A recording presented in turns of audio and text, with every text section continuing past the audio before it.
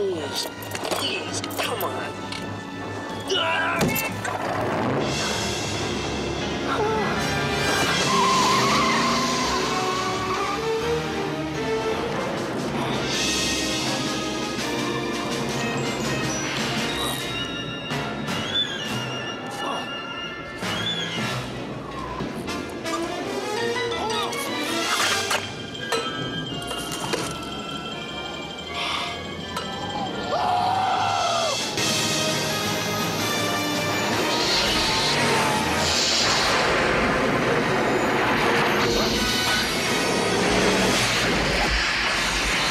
Olá pessoal, estamos aqui no Craquete em Cena, agora a versão live aqui da pandemia, da quarentena.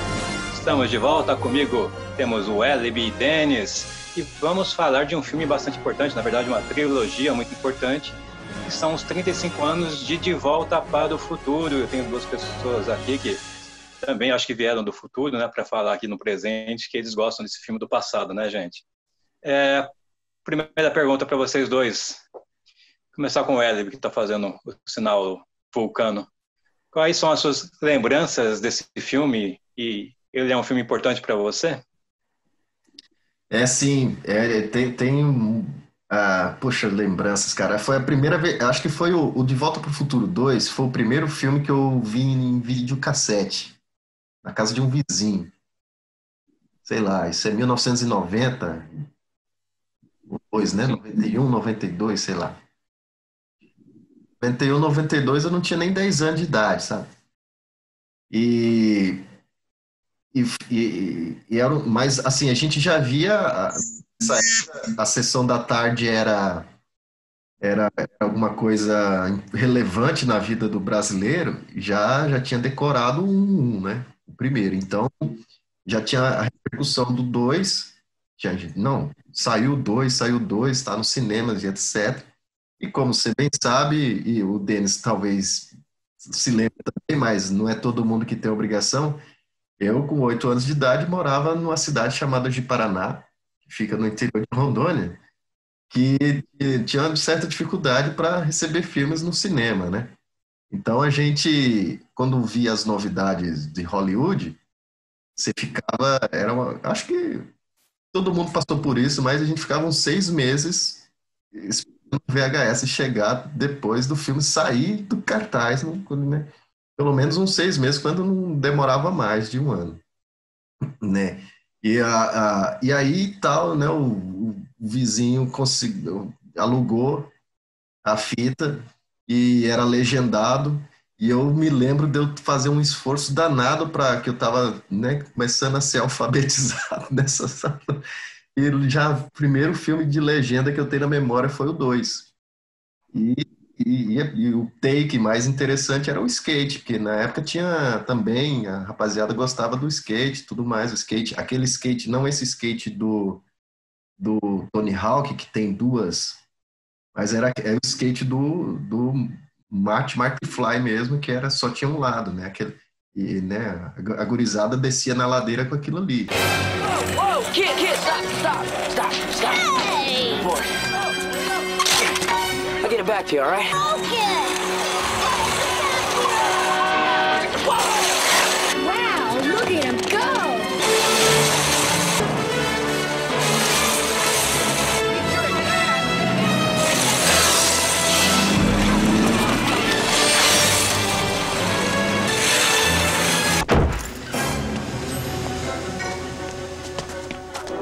Hey, stop! Little girl, stop!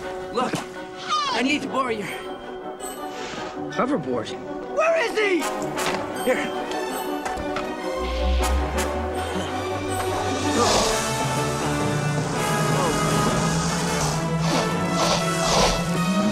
Get the board! Give me one!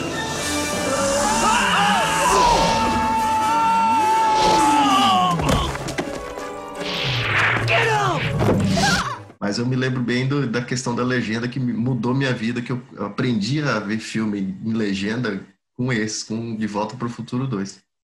Na verdade, quem assistiu esse filme no cinema aqui, pelo menos aqui no Brasil, era muito difícil, porque não tinha essas redes grandes, era cinema de cidade mesmo, né? Você fala as pequenininhas, sei lá, se coubesse 100 pessoas, acho que era muito. Hoje não, hoje tem que escalar com 3.000 pessoas, com 4.000 pessoas, mais de uma sala passando o mesmo filme. Então, assim, realmente é uma lembrancinha.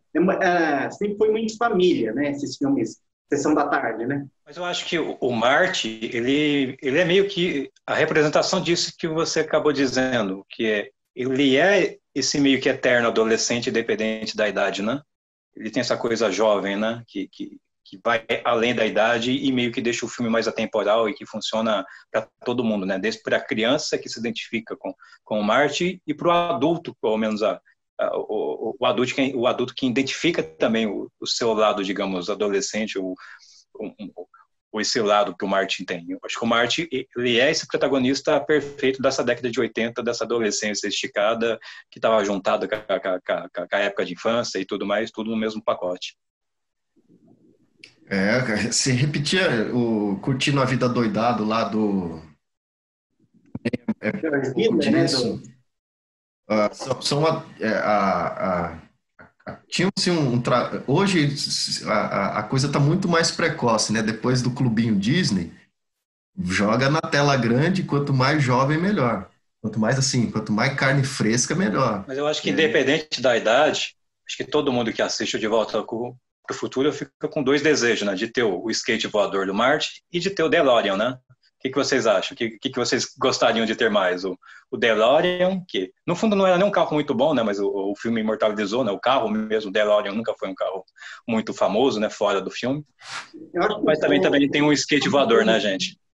O DeLorean que foi a mudança, porque o pessoal realmente sabe que o carro, né, o DeLorean é um carro ruim, né? Mas o filme, a construção que o filme fez de transformar um carro ruim num carro futurista, né?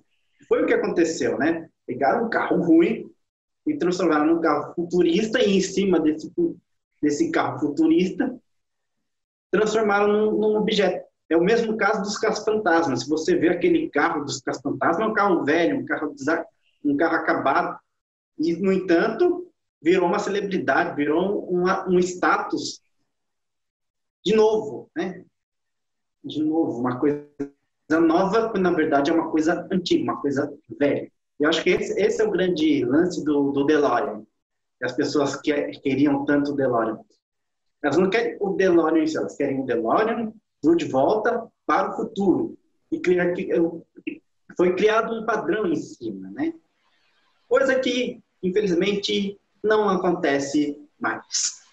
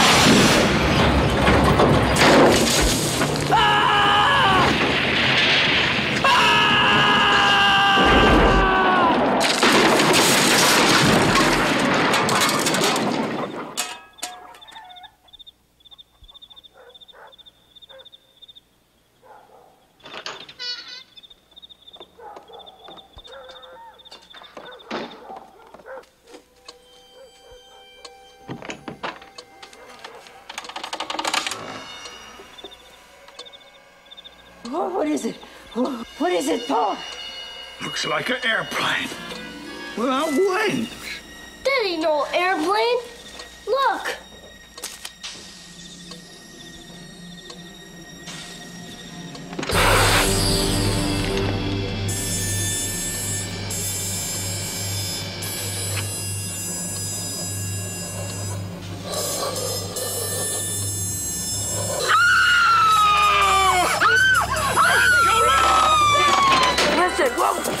E a bota que o Cardalço se arruma sozinho. Esse eu também gostaria de ter, né? Ah, esse eu queria.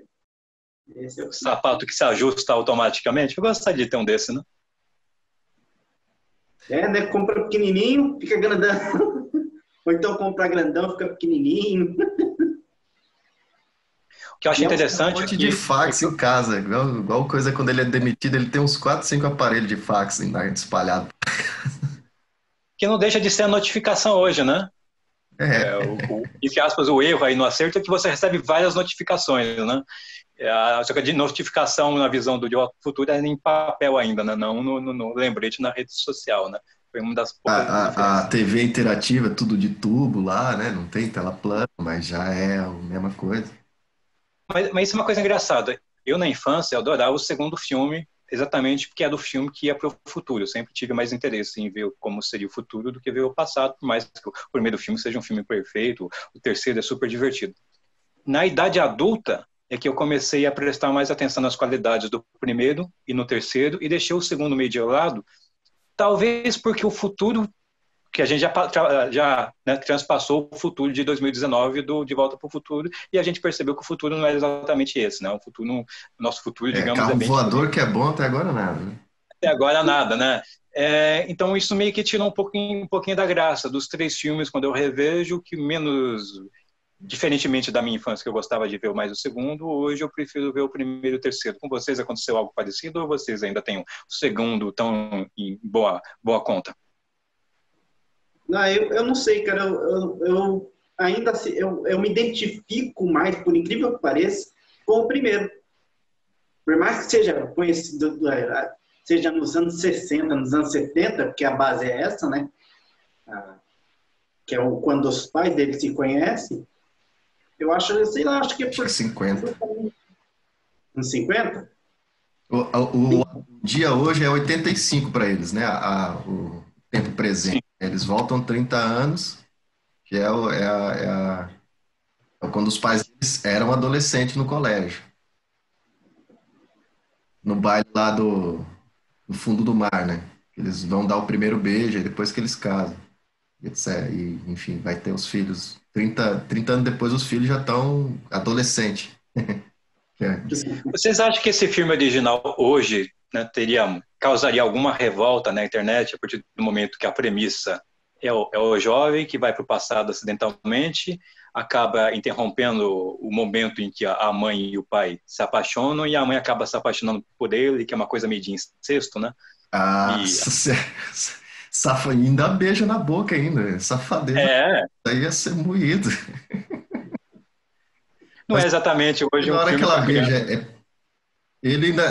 ela confessa assim, eu lembro disso disso desde a origem, desde quando eu comecei a ver o filme, esperava a sessão da tarde que passava, falei, nossa, é aquela hora que ele vai beijar a mãe dele, entendeu? Já era um tabu gigante, assim, já era uma parada chocante.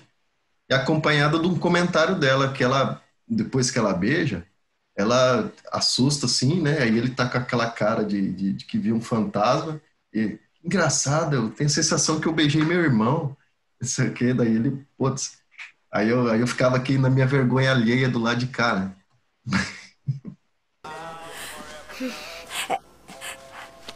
Marty, por que está tão nervoso? Lorraine, já esteve numa situação em que tinha que agir de um certo modo, mas chegando lá, você não sabia se ia conseguir. Assim como se deve agir no primeiro encontro? Quase isso. Eu tenho a impressão de que sei como é isso. Sabe? Sabe o que faço nessas horas? O quê? Não me preocupo.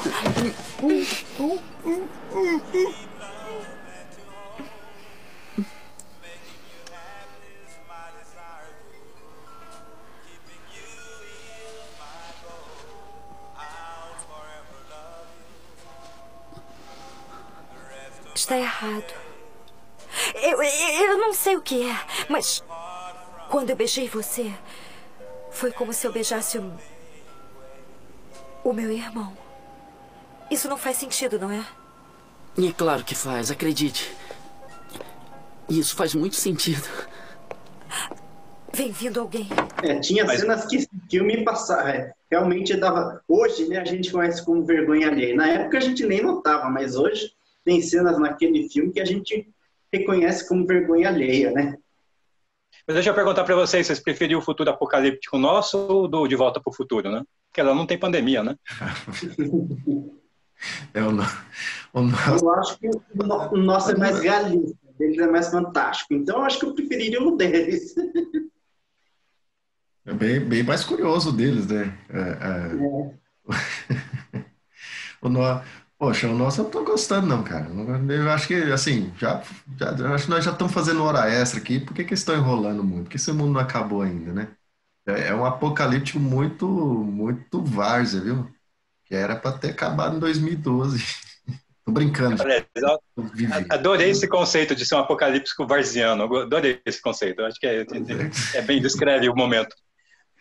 Para os livros de história só dá do futuro. Susto, dizima muito. Que isso? Tô falando bobagem. Muda o assunto. É o apocalipse da Série C, né? No Brasil, né? Apocalipse da Série B, Série C, né? Série D do campeonato, né? Enfim. Acho que já falando em futuro... E falando em futuro, vocês aceitariam um remake do De Volta para o Futuro no futuro? Ou esses filmes são filmes, digamos, especiais demais?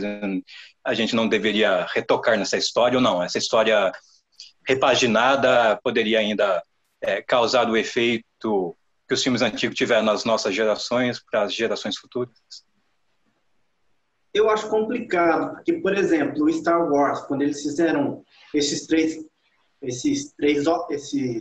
primeiros, né? O 1, 2 e o 3. Quem assistiu os 3 anteriores, o 4, 5 e o 6, ficou numa expectativa tão grande que, de repente, estragou. Assim. Não para mim eu gostei de todos que assisti. E eu entendi a ideia, o conceito. Mas para quem não entende o conceito, não entende a ideia, acha que estragou a história.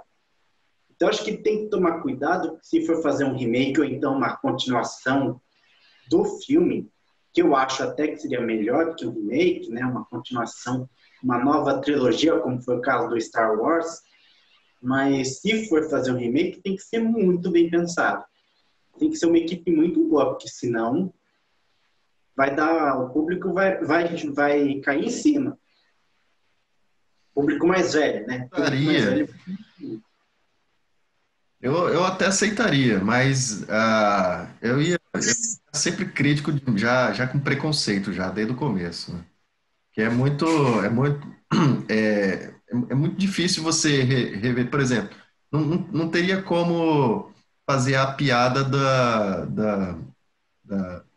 das câmeras de videocassete, de VHS, porque o Dr. Emmett Brown, no primeiro filme, ele só consegue solucionar o problema porque uma tecnologia da década de 80 voltou para lá. Ia ter que... Né, hoje a gente ia ter que considerar celular, e era uma época que não... Né, existia internet, mas no contexto do filme é como se não tivesse internet. Né, ninguém não se usa. E no 2, que passa no futuro, eles também não tiveram... É a questão do fax lá no máximo, né? Ia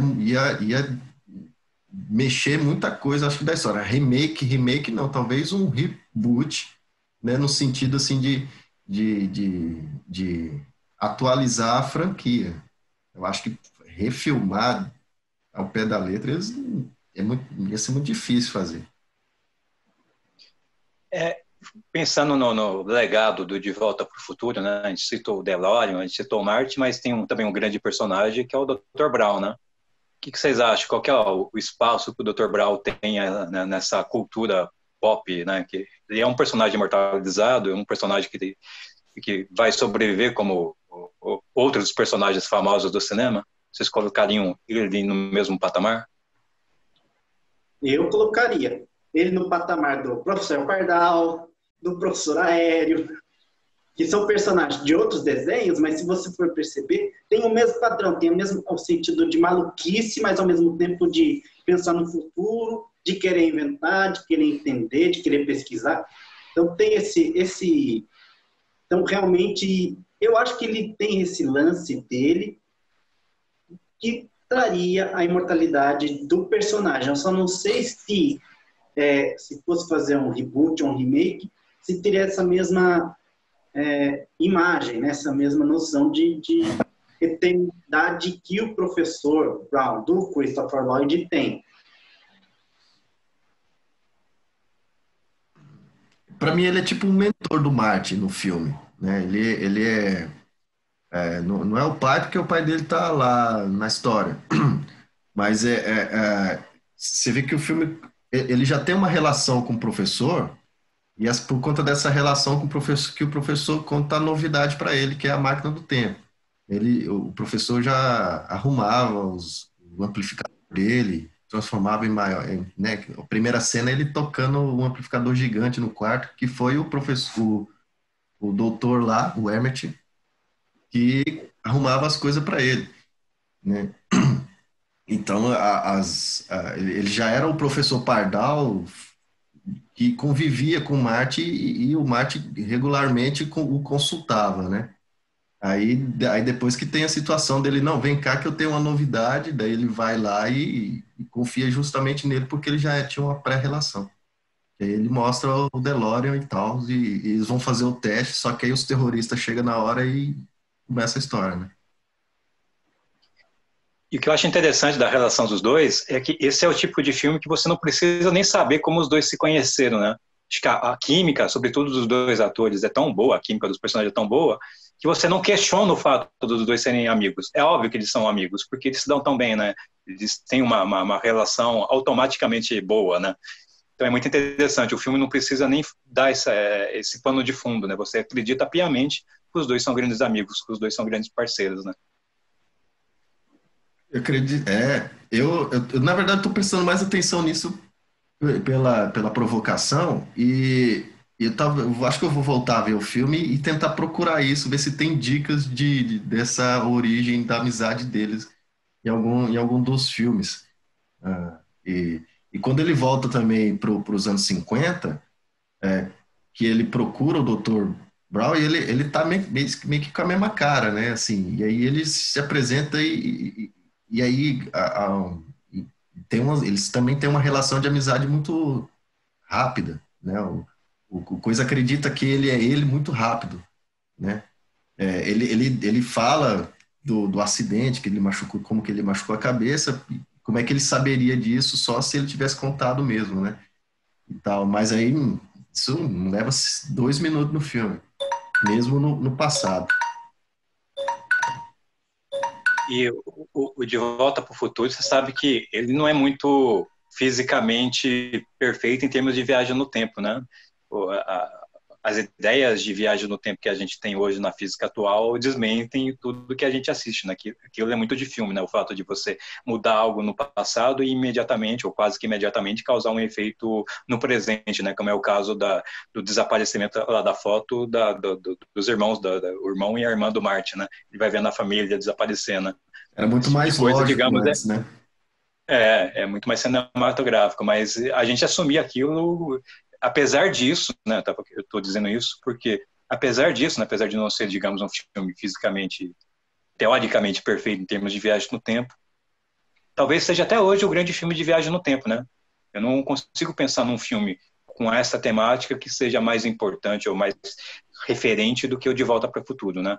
Vocês concordam com isso ou vocês têm outro filme de viagens temporais aí que vocês colocariam acima do De Volta para o Futuro? Na nossa época a gente pode dizer isso, né? Mas, por exemplo, quem assistiu na década de 70, Túnel do Tempo, talvez o pessoal ache que seria melhor apresentar, mas para a gente que é da década de 80 para 90, a gente não tinha essa referência, então com certeza o De Volta para o Futuro é a referência mais próxima que a gente tem de viagem no tempo.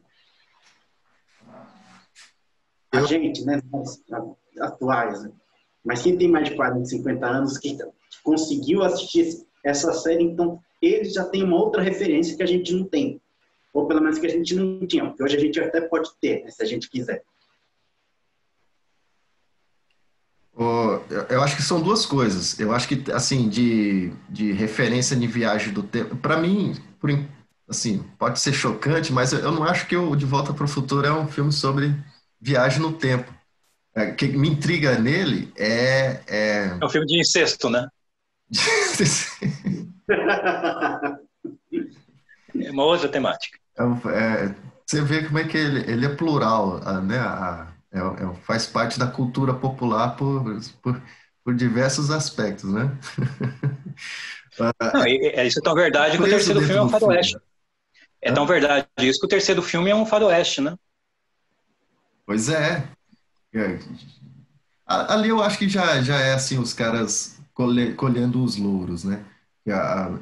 A sensação que eu tenho é que o terceiro surgiu mais como oportunismo depois, né? O 1 e o 2 foram escritos juntos e eles premeditadamente imaginaram fazer os dois inicialmente. As duas primeiras, tanto que chama parte 2, né? O segundo. E a questão ali é que, assim, o que sempre me marcou no filme é que como é que a gente fica preso dentro do nosso sonho. Assim, quando você acha que você está concluindo uma história, na verdade é um planeta dos macacos. Você está descobrindo que você está no começo da coisa ali de novo. Não sei se você vai se lembrar, mas existia um roteiro antigamente aí de uns caras de uma faculdade aí que tinha um macaquinho que ele viajava no tempo, mas não era questão de máquina de tempo ou de interferir no tempo. Era uma questão de prisão de sonho, sabe? Que você... É um negócio meio Christopher Nolan, assim. Você acha que você está indo no futuro, mas você está chegando no começo dos primórdios. E isso aí que me mordia, sempre me mordeu no filme. E isso é viagem no tempo, né? A gente não vai para frente nem para trás, a gente está sempre no mesmo tempo, só que em momentos diferentes. E encerrando aqui a live com essa informação importante, né? Que o Speedman, na verdade, é o DeLorean, então, né? Eu nunca tinha sacado a conexão. Fico feliz por termos feito essa live só para descobrir essa informação importante. Muito obrigado, Denis. Obrigado, Wellby. Ficamos assim, pessoal. Até a próxima live.